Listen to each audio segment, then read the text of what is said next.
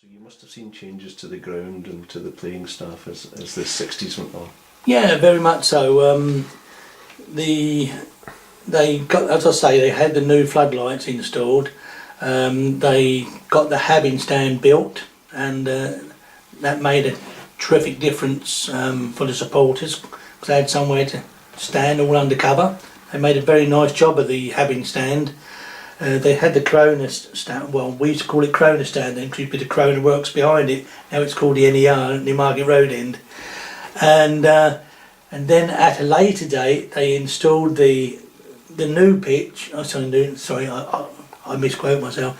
They installed the new stand, the long one down the side, and that was done in two parts. They'd done one part one season, and then they've done the other part the next season. And then they've got this the new self stand, which is very, very smart, very, very smart looking.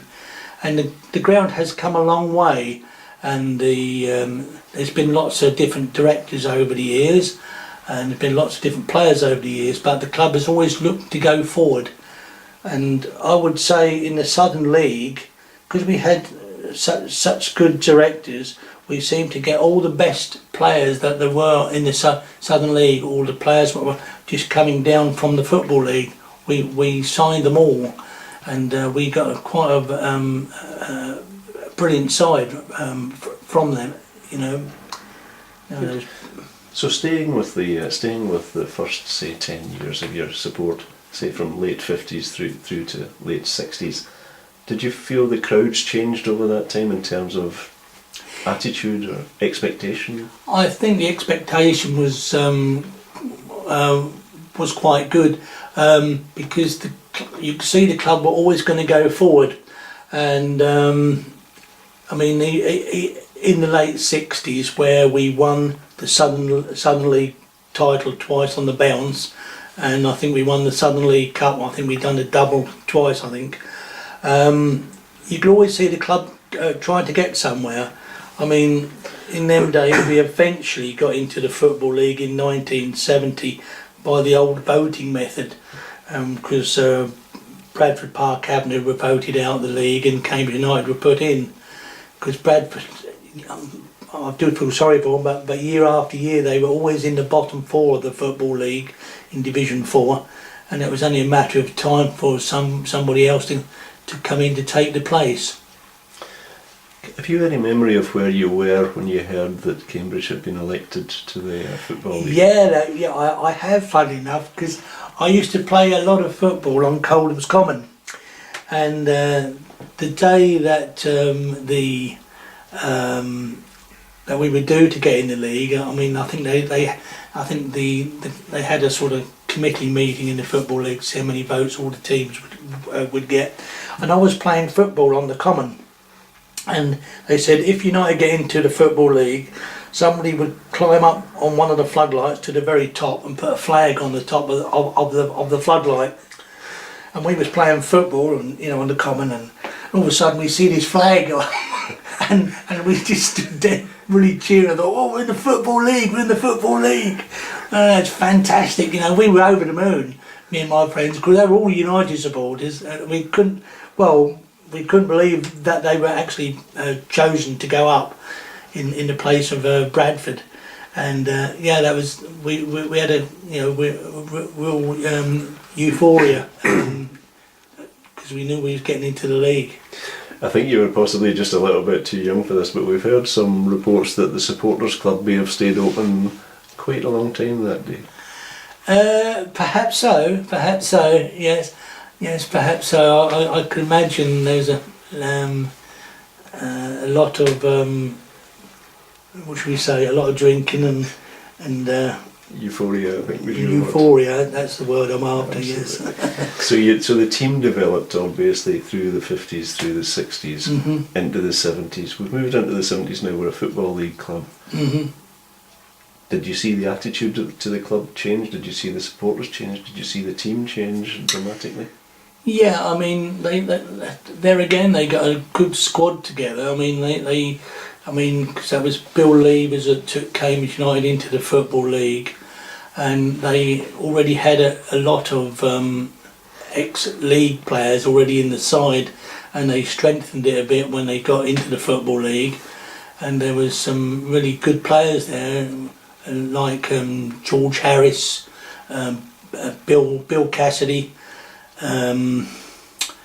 just to name one or two. They also got a new goalkeeper. It was very sad that Rodney Slack didn't get a chance to play in league football for United, because he was a class act, he was a good goalkeeper. But they chose to get a new goalkeeper.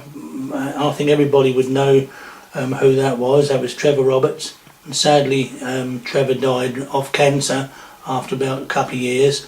But he was a terrific goalkeeper and a terrific bloke. But they got them. They did get some good players. They got at a later date. They got Steve Fallon and Brendan Batson. That's just to name one or two. But yeah, they did assemble quite a good squad together, and you know they were always looking. They were never looking over the shoulder. They were always looking to go forward.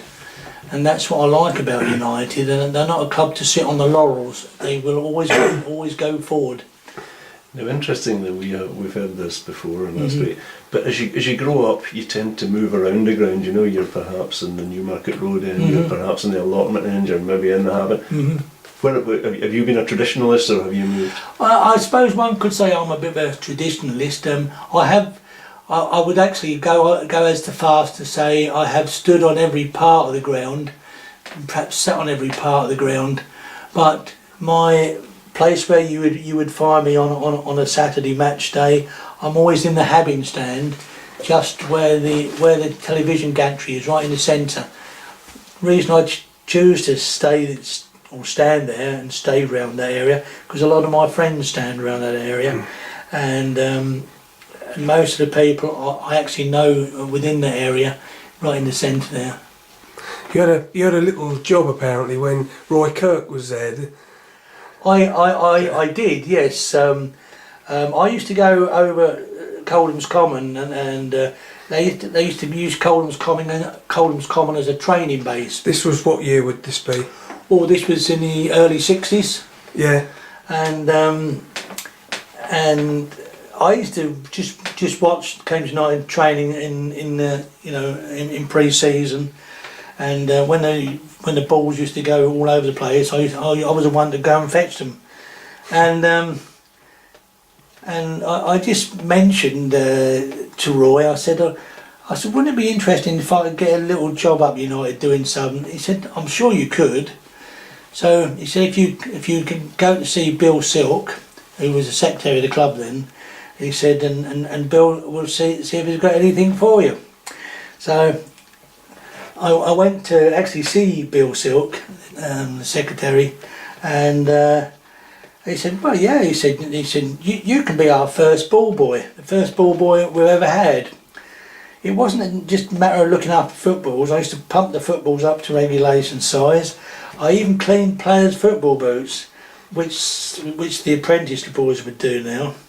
But one of the most important things I used to do from the supporters club was to go to the supporters club just before half time, and I used to get jugs of tea and coffee, take them to the home dressing room, then go back and then get the other two jugs and take them to the away dressing room.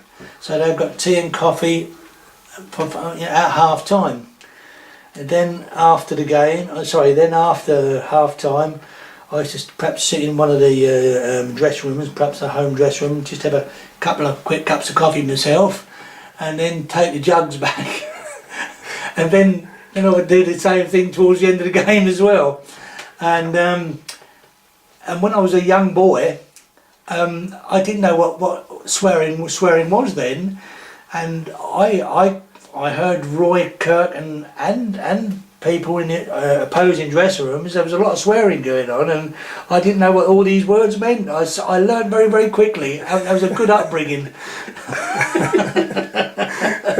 And was it when Lil Harrison was in the supporters club? She did a lot of work, didn't she? Lily Harrison was, she was in the supporters club. She used to help run all the coaches. even when she was getting on in age, she'd done a superb job, bless her heart. She was absolutely number one.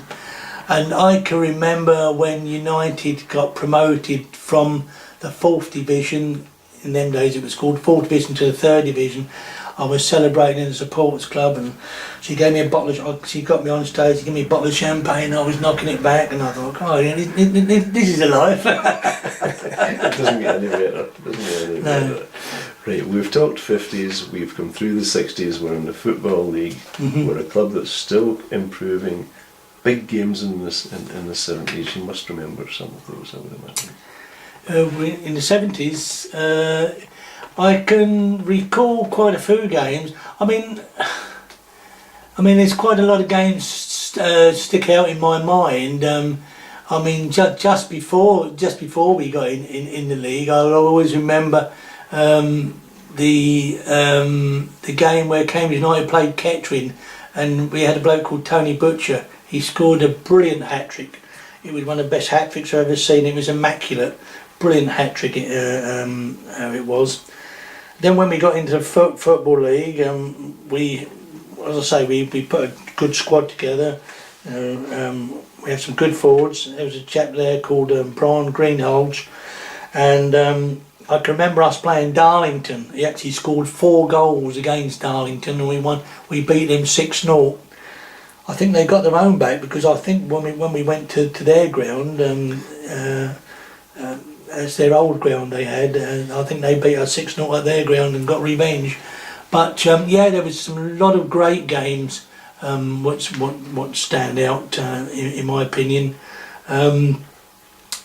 There's so many. I mean, I can remember a lot of the cup games were very good. I mean, I can remember one game what stands out in my memory very well, but that's more up to date era. That would be the game. That would be the game between Cambridge United and Sheffield Wednesday, and that was when, surprise, that was when Ron Atkinson actually was Sheffield Wednesday manager. He brought his side down. They were in the 1st division, the old 1st division it was called then. And he brought them down to play Cambridge United. Everybody thought, oh, Sheffield Wednesday, Cambridge United, Wednesday would walk the floor with us. And that was when Dion Dublin was playing for us, and one or two other well-known lads from Bats and etc. And we beat them 4-0, and it was an incredible game. So you must have been, were you standing in Habin that day? I was standing in the Habin. And I can remember Dion Dublin's 2nd goal. I think it was one of the best goals I've ever seen. Yeah, go on, tell us about it. One of the best goals I've ever seen. The ball was played from deep in the United half, and Dion Dublin was in full stride, and he was in more or less on the right wing, and the ball came over his right shoulder, and I think the ball actually just bounced once. And he hit it as hard as he can hit it. And I said to my mate who I was standing beside, I said, this ball's going straight in the top left-hand corner. And he said, do you think so? What, from that distance? I said, yeah, from this distance. I suppose he was about 40 yards out. They went sailing straight in the left-hand corner where I said it would go. And, you know, it was an absolute superb goal. Absolutely superb.